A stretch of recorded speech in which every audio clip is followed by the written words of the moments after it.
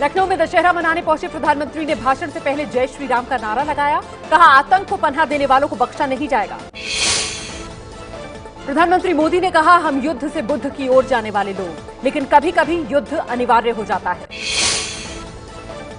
दशहरे के मौके पर प्रधानमंत्री मोदी ने कहा, बेटी किसी भी धर्म की हो, उसे 21वीं सदी में बराबरी का अधिकार मिलना चाहिए।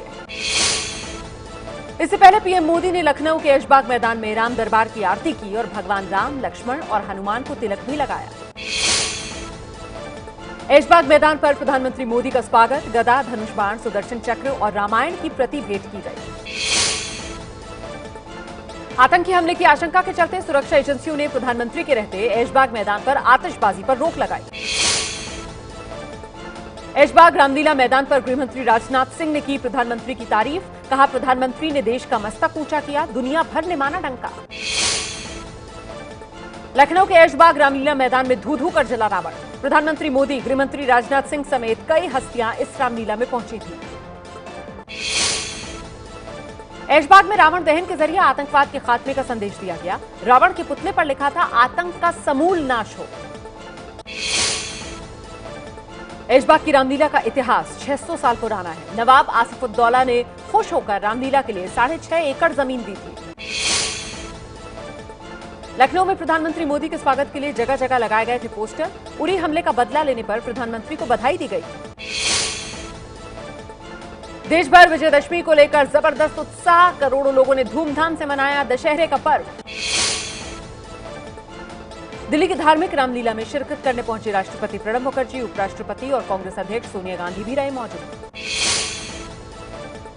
दिल्ली के नव धार्मिक रामलीला मंचन में सोनिया गांधी, राहुल गांधी और मनमोहन सिंह पहुंचे। तीनों नेताओं ने धनुष चलाकर रावण के दहन की शुरुआत की। दशहरे के मौके पर दिल्ली की लवकुश रामलीला में रावण वध के मौके पर मौजूद रहे सीएम केजरीवाल और अभिनेता अजय देवगन। दिल्ली के जनकपुरी में भी जोर शोर से हुआ रावण दहन। इस रामलीला ने एबीपी न्यूज की महारामलीला कार्यक्रम में भी हिस्सा लिया था। मुंबई के आजाद मैदान पर रावण दहन की झांकी। रावण दहन के दौरान हुई आतिशबाजी का लोगों ने जमकर लुत्फ उठाया, एक दूसरे को बधाई भी दी। पटना के गांधी मैदान में दशहरे पर रावण दहन, भारी संख्या में श्रद्धालुओं ने लिया हिस्सा। सीएम नीतीश भी मौजूद रहे। बिहार के हाजीपुर में बेटी बचाओ बेटी पढ़ाओ की थीम पर फूका गया रावण। रावण दहन के कार्यक्रम का नाम रखा गया पुत्री हंता असुर दहन। वाराणसी के मलदहिया चौराहे पर रावण के पुतले को फूका गया। हर हर महादेव और जय श्री राम के नारों से गूंजा शहर। यूपी के बरेली में आज 4 प्रमुख जगहों पर रावण दहन किया गया। रावण के पुतले का दहन देखने के लिए हजारों की भीड़ इकट्ठा हुई। यूपी के महाराजगंज में 150 साल पुरानी रामलीला के समापन पर रावण का पुतला फूका गया। जिले के बाहर से भी रावण देखने आए थे लोग। देहरादून के परेड ग्राउंड में शाम 6:15 पर रावण दहन हुआ। लोगों में जबरदस्त उत्साह देखने को मिला। बीकानेर में राजस्थान का सबसे बड़ा रावण बनाया गया। यहां 90 फीट ऊंचे रावण के पुतले को जलाया गया। सूरत की यूनिवर्सिटी रोड पर हुआ रावण दहन। यहां 65 फीट ऊंचे पुतले को जलाया गया। हजारों की भीड़ उमड़ी। हरियाणा के अंबाला में देश के सबसे ऊंचे रावण का दहन किया गया। यहां करीब 210 फीट ऊंचा रावण का पुतला जलाया गया। बेंगलुरु के मैसूर पैलेस में शाही दशहरा। 21 तोपों की सलामी के बाद निकला हाथियों का काफिला। राजा यदुवीर ने की शस्त्रों की पूजा। दिल्ली के सीआर पार्क में दुर्गा पूजा के बाद सिंदूर खेल की रस्म निभाई गई। श्रद्धालुओं ने मिठाइयां भी बांटी। कानपुर में खुला रावण का दशानन मंदिर। सिर्फ दशहरे पर खुलता है ये मंदिर। कई लोग यहां रावण की पूजा करते हैं। पंजाब के पटियाला में दशहरे के मौके पर सेना की ड्रेस में सज धज कर तैयार हुए बच्चे रावण को जलाया। दशहरे के मौके पर आरएसएस प्रमुख मोहन भागवत ने सर्जिकल स्ट्राइक पर की प्रधानमंत्री मोदी की तारीफ। कहा, सरकार ने पाकिस्तान को अलग थलग किया। भागवत ने कहा, सर्जिकल स्ट्राइक से साबित हो गया कि दुनिया उन्हीं के साथ खड़ी होती है जिनके पास ताकत होती है। भागवत के बयान पर कांग्रेस ने कहा, सर्जिकल स्ट्राइक का राजनीतिक इस्तेमाल बंद करे आरएसएस। ये बुजदिली या बहादुरी का प्रतीक नहीं, वक्त की जरूरत है। आरएसएस प्रमुख मोहन भागवत ने गौरक्षकों का बचाव किया। कहा, गौरक्षकों की तुलना उपद्रवियों से नहीं की जानी चाहिए। भागवत के बयान पर कांग्रेस ने कहा, गौरक्षा के लिए बजरंग दल को पैसा देना पड़ता है तो उन्हें उपद्रवी ना कहें तो क्या कहें। नागपुर में आरएसएस की दशहरा रैली में केंद्रीय मंत्री नितिन गडकरी भी दिखे। महाराष्ट्र के सीएम फडणवीस भी मंच पर मौजूद थे। नागपुर की दशहरा रैली में नए ड्रेस में दिखे आरएसएस के स्वयंसेवक। 1925 से चली आ रही खाकी हाफ पैंट की जगह भूरे रंग की फुल पैंट ने ली।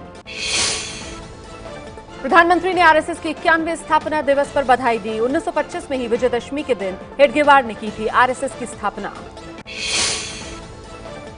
गुजरात के गांधीनगर में सीएम विजय रूपाणी ने हथियारों की पूजा की। रूपाणी का सीएम बनने के बाद यह पहला दशहरा है। गाजियाबाद के रामलीला ग्राउंड में तैयार पुतलों को सुबह ही फूंकने की कोशिश, आरोपी की जमकर पिटाई हुई। राजस्थान के बीकानेर में रामलीला के दौरान हादसा हुआ। हनुमान के किरदार की 50 फीट की ऊंचाई से छलांग लगाते वक्त गिरने के कारण मौत। जम्मू कश्मीर के पंपोर में ईडीआई की बिल्डिंग में छिपे आतंकियों के साथ अब तक मुठभेड़ जारी। आतंकी रुक रुक कर फायरिंग कर रहे हैं। आतंकियों को मारने के लिए सुरक्षा बलों ने रॉकेट और ग्रेनेड भी दागे थे। कार्रवाई के बाद बिल्डिंग जर्जर हो गई है। जम्मू कश्मीर के शोपियां में सीआरपीएफ की टुकड़ी पर ग्रेनेड से हमला। 3 सुरक्षाकर्मियों समेत 8 लोग घायल। पाकिस्तान के प्रधानमंत्री नवाज शरीफ ने अखबार डॉन के पत्रकार शीरल अलमिदा के देश छोड़ने पर रोक लगाई। शीरल ने कहा, पाकिस्तान मेरा घर, देश छोड़ने का इरादा नहीं है। पाकिस्तान के डॉन अखबार ने भारत की सर्जिकल स्ट्राइक के बाद पाकिस्तानी सेना और सरकार में मतभेद की खबरें छापी थी। 2018 तक भारत पाकिस्तान बॉर्डर पूरी तरह सील करने के भारत के फैसले को चीन ने मूर्खतापूर्ण करार दिया है।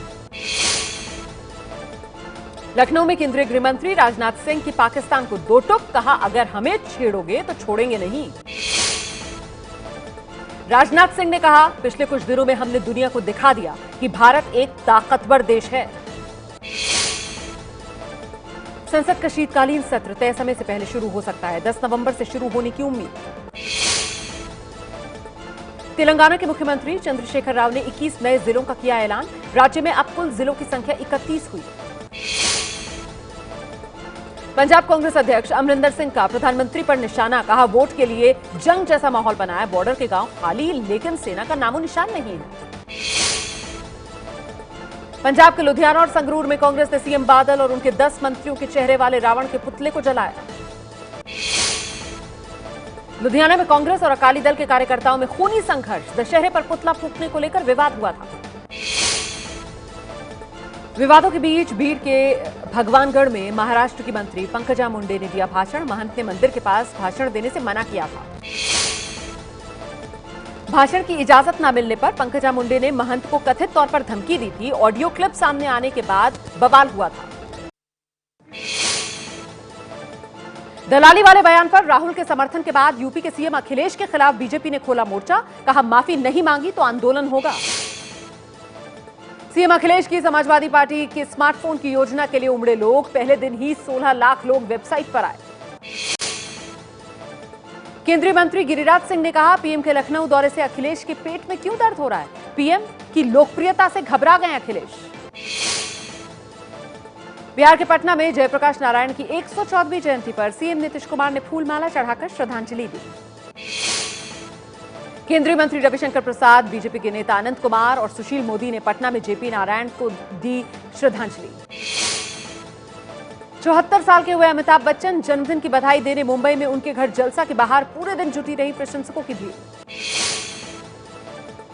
जन्मदिन के मौके पर अमिताभ बोले, सीमा पर हो रही हरकतों से देश गुस्से में, सेना के साथ खड़ा हो देश। अभिनेत्री शिल्पा शेट्टी के पिता सुरेंद्र शेट्टी का निधन। मुंबई के ब्रीच कैंडी अस्पताल ले जाते वक्त रास्ते में हुई मौत। गोदरेज ग्रुप के प्रमुख आदि गोदरेज की पत्नी और एड्स के खिलाफ अभियान छेड़ने वाली समाजसेवी परमेश्वर गोदरेज का निधन। यूपी के बागपत के दोघट थाना इलाके में प्रमोद राठी गैंग ने घर में घुसकर 4 मिनट में 5 लोगों को मारा। यूपी के मऊ में पेट्रोल पंप के कर्मचारी से हथियार के बल पर लूट। सीसीटीवी में कैद हुई पूरी वारदात। यूपी के मुरादाबाद में धारा 144 के बावजूद वीएचपी और बजरंग दल ने शस्त्र पूजा के नाम पर फायरिंग की। इलाहाबाद में चोरी के आरोपी की पिटाई। लोगों ने जमकर पीटने के बाद पुलिस के हवाले किया। मध्य प्रदेश के मंदसौर में गरबा उत्सव के दौरान 2 आयोजकों के बीच झगड़ा। 2 जख्मी, 8 आरोपियों पर केस। हरियाणा के पलवल में पुलिस ने हत्या के आरोपियों के पास से जिंदा बम बरामद किए। गुड़गांव के इस्लामपुर की झुग्गी बस्ती में आग से कई घर खाक, शॉर्ट सर्किट की वजह से आग लगने की आशंका। अब मोबाइल पर कीजिए रावण दहन, एंड्रॉइड गेम्स के जरिए मोबाइल पर ही पुतला फूंक कर दशहरा मना सकते हैं। सैमसंग गैलेक्सी नोट 7 में आग लगने का एक और वीडियो सामने आया। यूट्यूब पर 10 लाख बार देखा जा चुका है ये video. Online shopping company Snapdeal पर एक हफ्ते में दूसरी बार मेगा सेल, 12 से 14 अक्टूबर तक उत्पादों पर भारी छूट का ऐलान। सोनी के लेटेस्ट स्मार्टफोन एक्सपीरिया एग्जिट की बिक्री अमेजॉन पर शुरू, 49,990 रुपए में फोन बिक रहा है। सैमसंग गैलेक्सी नोट 7 का प्रोडक्शन बंद करने के ऐलान के बाद दक्षिण कोरिया में सैमसंग की शेयर लुढ़के। आतंकी संगठन आईएस से संबंध रखने के आरोप में पूर्व ब्रिटिश मॉडल किम्बर्ले माइनर्स गिरफ्तार। अमेरिकी राष्ट्रपति पद के उम्मीदवार डोनाल्ड ट्रंप का ताजमहल कसीनो बंद, घाटे की वजह से बंद हुआ यह कसीनो। गृह युद्ध में चल रहे सीरिया में हमले में घायल खून से लथपथ बच्ची की तस्वीरें सामने आई।